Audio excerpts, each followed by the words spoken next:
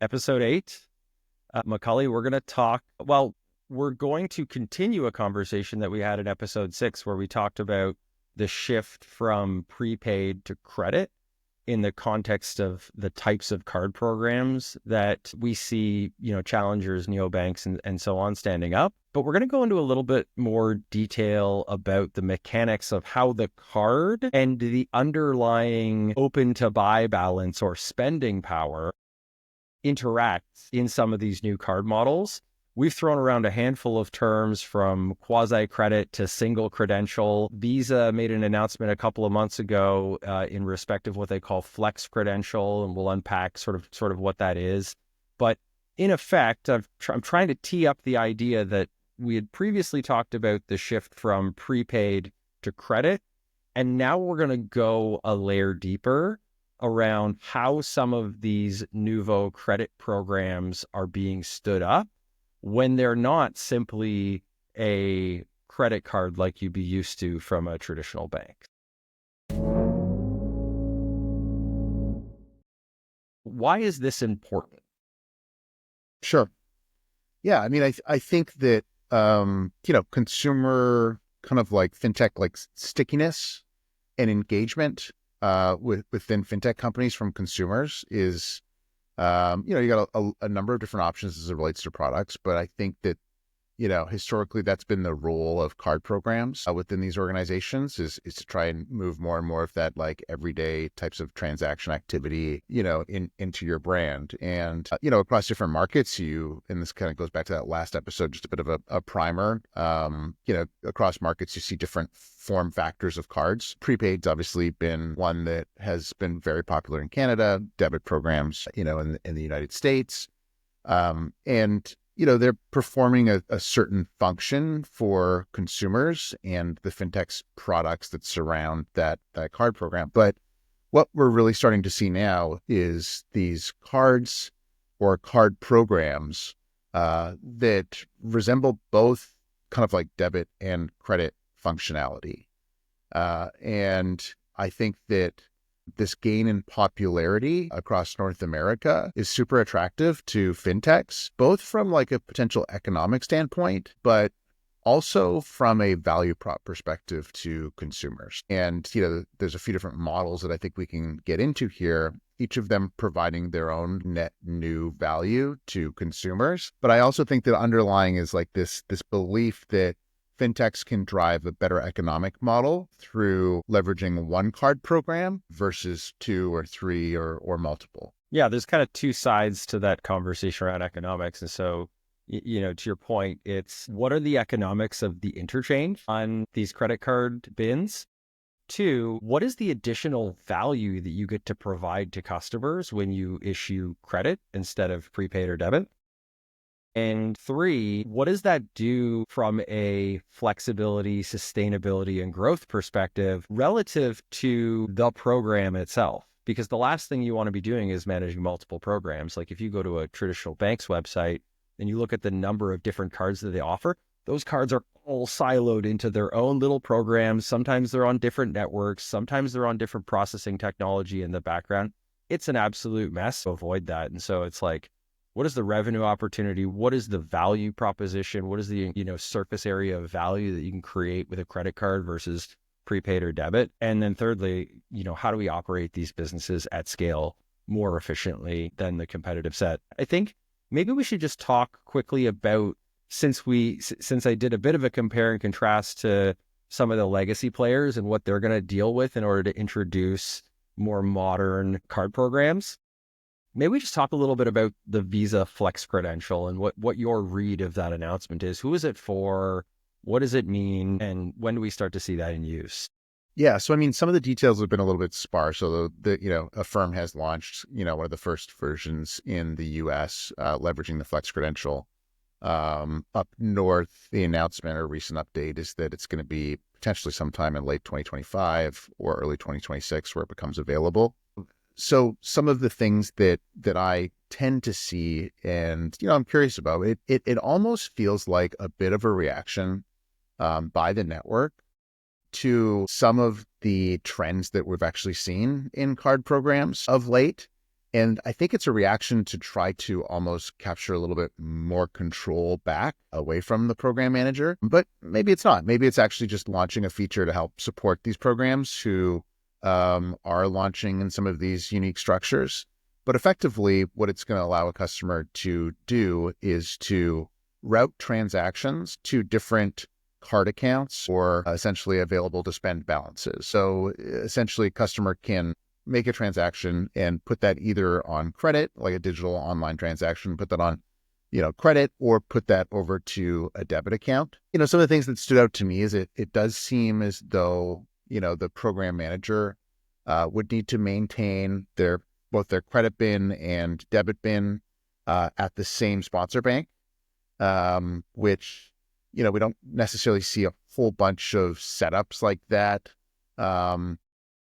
Or the sponsor bank is representing both programs. I mean, it exists, but there's a lot of times where the sponsor banks differ between these programs for a variety of different reasons. So, I think that maybe narrows who this product is built for a little bit. I would like to say that in reality, if a fintech sets up their programs in a certain way, the Visa Flex credential is maybe going to be a little bit less impactful or important for that type of business. I think that it's really impactful for some of these card programs that are set up in super rigid fashion. So you mentioned the bank offering, where you've got all these different card programs. And, in practical reality, these card programs, in their individual card program terms and conditions, they really specify every single detail and characteristic of how that card functionally works. Whereas what the trend has actually been is to more or less decouple a whole bunch of the details around how the kind of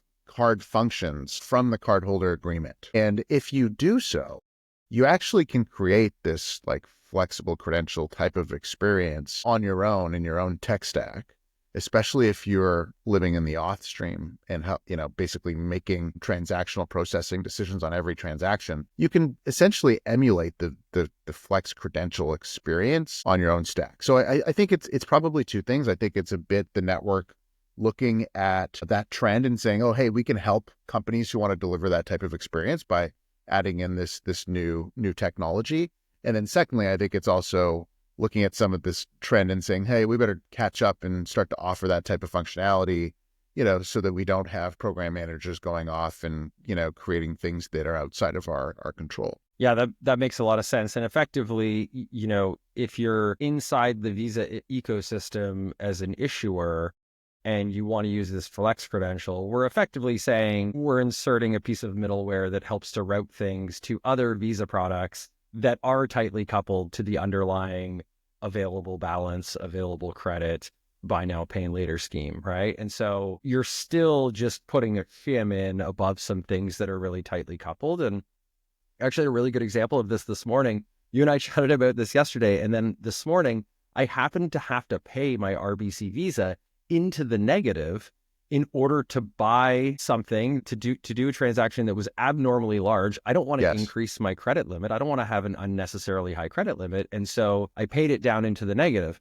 That was effectively me using it like a debit card and a credit card all in one. When I go into my online banking later today, I'm going to guess that there will be a pay in installments activation link there that would allow me to then spread those payments out. So I have effectively just accessed 3 different types of spending power in that single transaction, but a very clunky experience. I want to turn to the specific models that you've seen, and we can do a little bit of a compare and contrast and help folks understand, precisely how other companies are doing this today by way of examples. But there's one other stakeholder in this whole conversation that I think we'll talk about a little bit later. Of course, the networks, but the credit bureaus as well have a big stake in this conversation, and their business has been impacted by new innovation by program managers over the last 5 or so years. And so in some ways, they're reacting to this as well. Do you want to unpack any of that now, or is that better saved for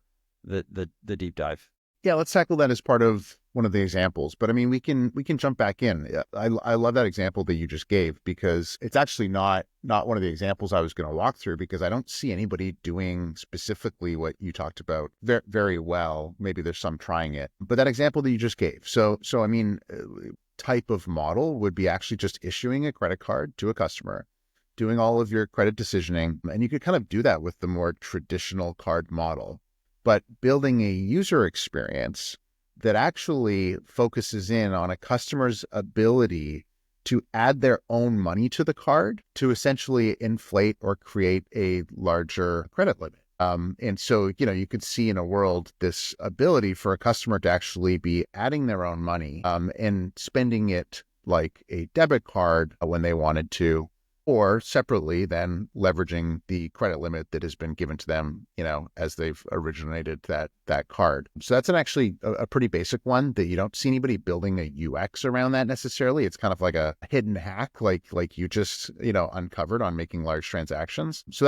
that's one. I'd say the other one that is maybe a little bit more purpose built for this experience is essentially what I'd call like an access card model. So this is issuing, a set of credentials, piece of plastic, a card, whether virtual or physical, and actually completing a credit adjudication at that point in time to determine whether or not you want to give a customer a credit card or with a credit limit or a credit card without a credit limit. And so this is really the key. So, if you think about the access card holder agreement, it really speaks to the details of just like the high level of the card, but in terms of the actual kind of like credit facility, that lives in a separate agreement. So within the access card agreement, you're not talking about your rate, your credit limit. It actually just kind of loops in and says this access card agreement essentially works hand in hand with your credit facility agreement.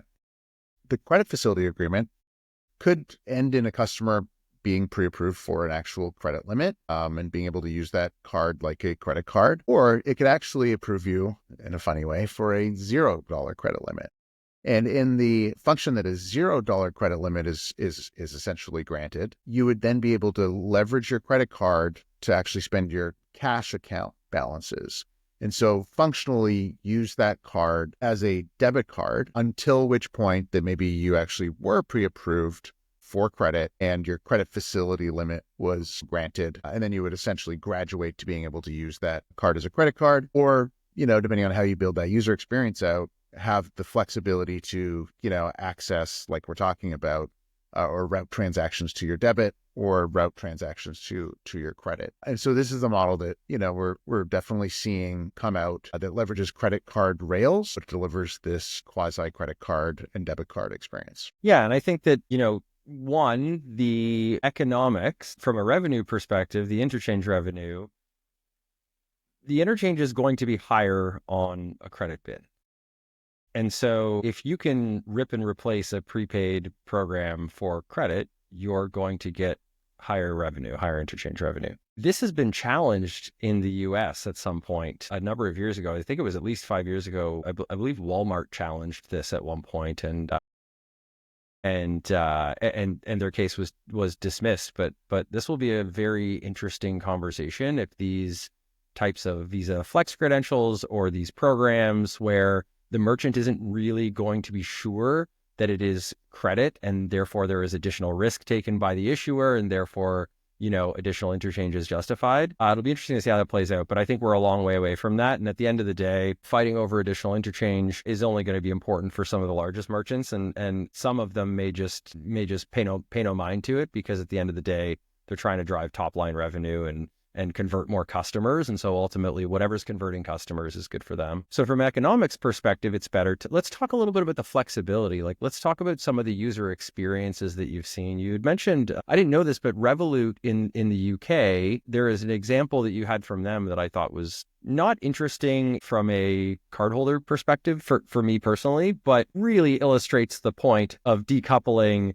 the hardware, the piece of plastic, the routing mechanism, from the underlying approval decision, which is going to be based on some spending power in some format. Yeah. So, I mean, Revolut pretty simply just allows you to essentially authorize debiting funds from your cash investment account should a transaction be declined with your just like your regular cash account or your debit account. And so, I think it's something that you can set up and whereby if you're at a merchant and your transaction's going to get declined, Revolut can essentially step in and say, don't take it from this customer's regular, checking style account, take it from their investment fiat account. So just a bit of a waterfall type experience. But, I think that like an experience like that, actually, that one almost feels a little bit more bank-like. Like I actually have something set up in my bank account where if checking's declined, take it from savings as an example. But I think what it is more illustrative of is just this ability to get super like creative with the actual user experiences around, a fintech infrastructure that has multiple accounts that holds fiat in it.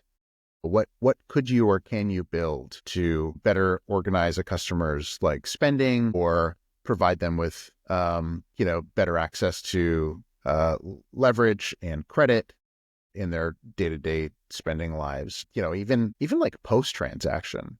As we know, transactions to settle, there's a time between authorization and posting, which actually presents this opportunity for customers to, in theory, like reorganize where they actually want these funds to settle from, which, it could be an interesting use case for certain types of transactions or a certain type of user, especially one that maybe is like super budget conscious. As well. But these are things that like, I don't think the average consumer like knows is even a possibility. So there's definitely an educational piece behind this for somebody who's willing to kind of like go down that kind of creative transaction routing type of experience.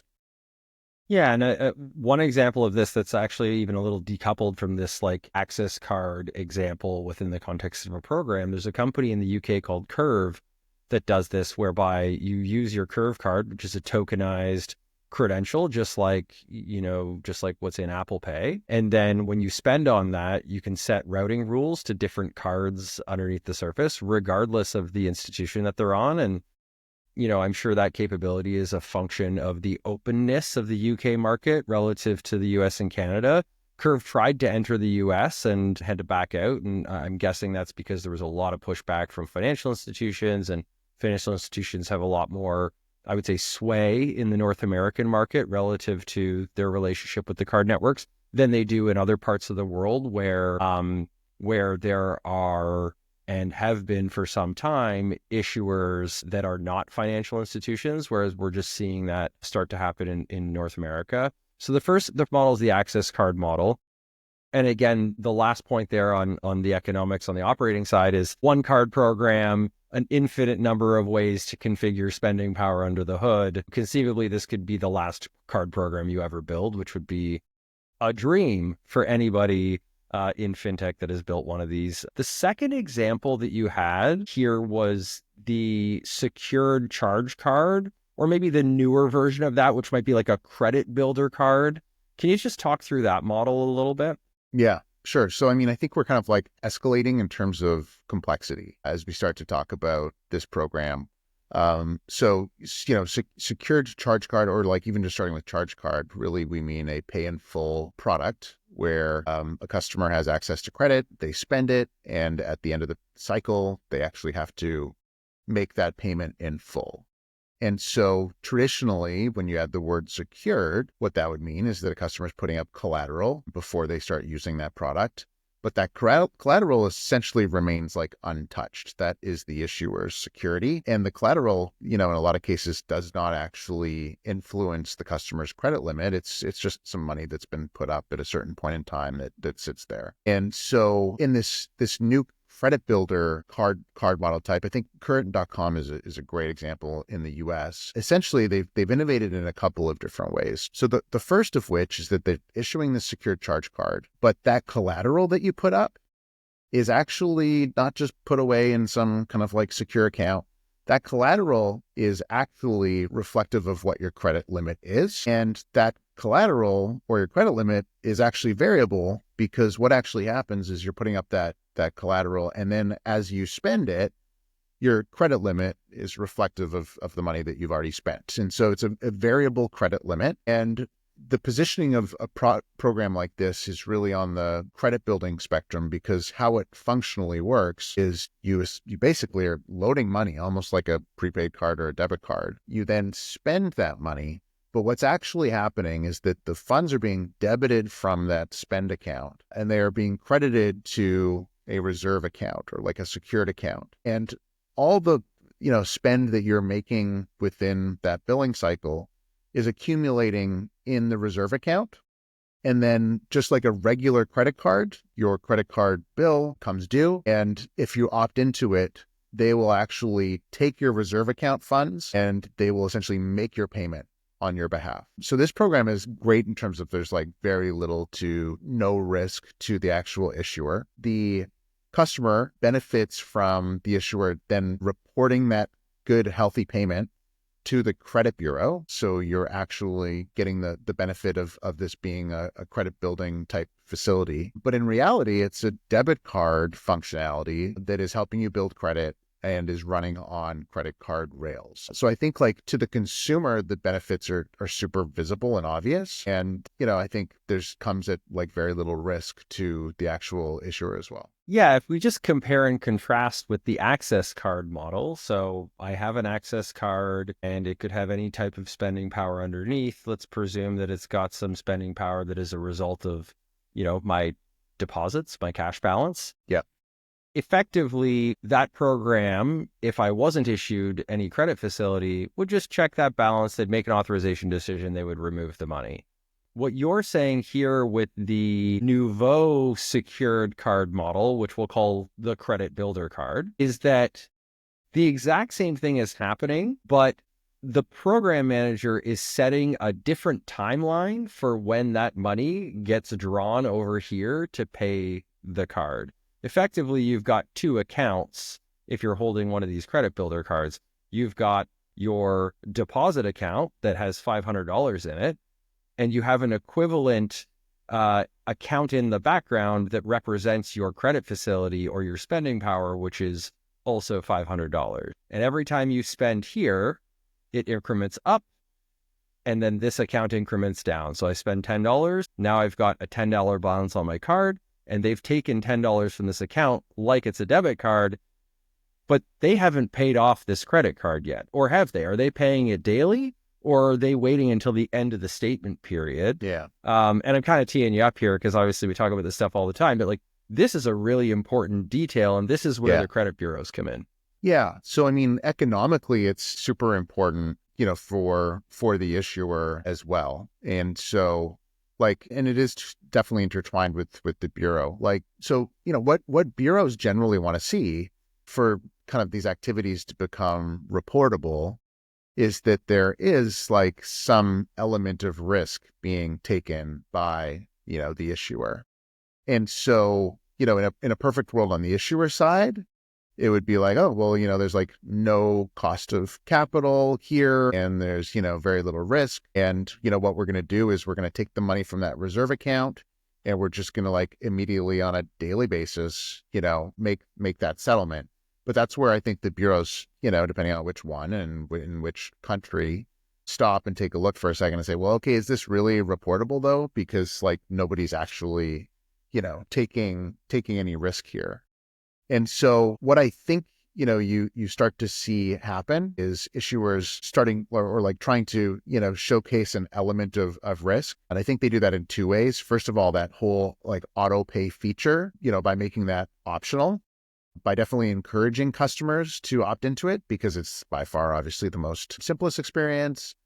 Customer doesn't have to do anything. The payments are just automatically made on time on their behalf. But by opening the door to making it not optional, in some ways it can be viewed that, well, not all customers sign up for that. And so there is some risk for a segment of consumer that they log in and make that payment on time, which also, by the way, opens up the doors to a different kind of revenue line item, which is like late payment or missed payment, accrued interest on balances that aren't paid by the payment date. So I think that, that one can be seen as good for everybody. But I think that where bureaus, start to kind of, it's not really just this product. I think there's a whole bunch of new credit building products out there on the market that are, gamifying the credit building construct in many different ways. And so like the way that I see bureaus going with this, having talked to some of them, is by really focusing in on this, alternative kind of like new credit segment. So, when we talk about, Sorry to interrupt. yeah, This is really our third category that we're going to talk about. So it's like access cards, credit builder card, and then alternative credit. This section might be a little bit messy, but it's an yeah, important part of the conversation. oh, for sure. Alternative credit, like I feel like is like short-term loans, cash advances,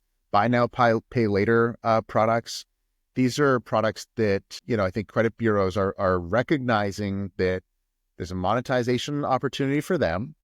There really is, some like credit risk aspects to these products. And while they've been hesitant to allow these types of products to impact the traditional bureau and score over the last number of years, they're finding comfort now in building this like new alternative scores and models segment. And so I think what's going to end up happening is that a lot of these credit builder products like this card that we've just talked about is going to start to be represented as trade lines on, let's call it this alternative bureau. Or alternative data source. Other lenders are going to be able to see these lines and see the payment history. And two things, they may or may not impact a customer's credit score, but they will be on the bureau. There will be the history. And then secondly, I think it'll be up to the lender who's viewing that bureau to kind of like calculate their own scores and risks based on that alternative data. And it'll be up to them to decide how much weight they want to put into those types of products. But I think it'll be historic that a lot of these alternative types of products are going to start making their ways onto credit bureaus just based on, I think, the adoption and kind of like growth rate of a bunch of these different credit building type products that have hit the market. The segue between the credit builder card and alternative credit was really around how the bureaus might be thinking about this and what so far we've seen from their reactions. But let's circle back up to like the economics, the flexibility, and then of course like the operational efficiency of a credit bin on top of these alternative credit models. In some ways, this feels just like the access card model, but I think that we separated it out because there's Affirm being such a clear and at scale example of a card on top of, a very clearly alternative credit type facility. Do you want to just talk a little bit about how the Affirm card works and maybe the Dave one too? Because Dave just kind of boomerangs back all the time into the conversation and the public market. Yeah, no, for sure. Dave's pretty like remarkable story from boom to bust to boom. Like their card actually it's a really simple model that I think that, Sorry, Affirm or Dave? Dave's. Okay, yeah, let's do Dave. Yeah, I like Dave. Dave's is really simple. I mean, essentially they've got a debit card that is primarily a debit card first that essentially treats their cash advance product as a individual funding channel, right? You can fund the Dave card from your employment pay, you can fund it from your bank account, or you can fund it from a cash advance that is transferred, into that card account. And then, separately, you're signing a cash advance agreement. It's not built at all into the card. And, you are bound by the terms of that agreement when you access the cash advance. So, yeah, I mean, pretty basic one. And then, I think similarly with the Affirm card, whereby their virtual card is like tied to buy now, pay later. So essentially you can spend your own money on that Affirm card, but as you're spending your own money, you have this option to essentially create a buy now, pay later agreement on the individual transactions that are on that card. And we've seen this, even like banks at some level have offered this with kind of like installment pay, different types of function. I've actually tried one at a Canadian big bank that the experience was reasonably good. But, I think that card is set up in a way that it's kind of like debit functionality first with this ability to transform transactions into these little mini installment loans. And is that Affirm card? I actually don't know the answer to this, which is so I'm asking. Is that Affirm card only for making purchases that you will spread out into BNPL, or do you have some consumer choice after that? And is it kind of functioning like revolving? Yeah, my understanding is that it's consumer choice, but it's actually debit first, not credit. Interesting. Yeah. So I might be off of that. I obviously have not used it myself, but I'm pretty sure that's the way that it functions. Well, and part of the reason I asked that question is because I find it fascinating that, effectively a firm gets compatibility with every checkout and every merchant in the world by simply issuing a credential in the form of a virtual card. They're not even shipping plastic out to people, right? So directly goes into Apple Wallet.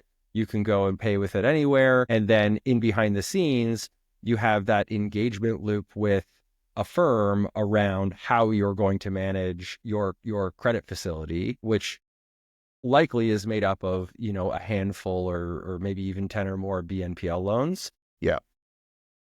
And so, it's a fascinating example of, we have the credit offering and now we want to drive it up through the distribution channel that is Visa instead of having to go around and do deals with individual platforms and individual merchants in order to get the pay with a firm button installed in their checkout, which has of course worked well and has done wonders for building a brand around, this category that they've defined. But to get the long tail to be ubiquitous, you're going to need that Visa credential. Whereas the access card model almost feels like you're going the opposite way, which is you're saying, I have a relationship with this customer and they have an expectation to be able to do their day-to-day spending with me. And as my business matures, I know that I'm going to have to build a business of lending money to people. And so I need to create that flexibility now in my infrastructure in the form of a card program that can get me all the way, no matter where the road takes me. Yeah. Yeah, no, I agree. I mean, I think I should highlight one of the limitations of the access model as well to close things out. And, again, this is like, it's questionable. I think that, some of the bigger institutions and incumbents have like lived off of this world where essentially you're creating different network branded tiers of card. So if you're Visa, it's like you go from core to infinite privilege. But, this is where the networks still have a bit of a grasp, which is each one of those require its own bin.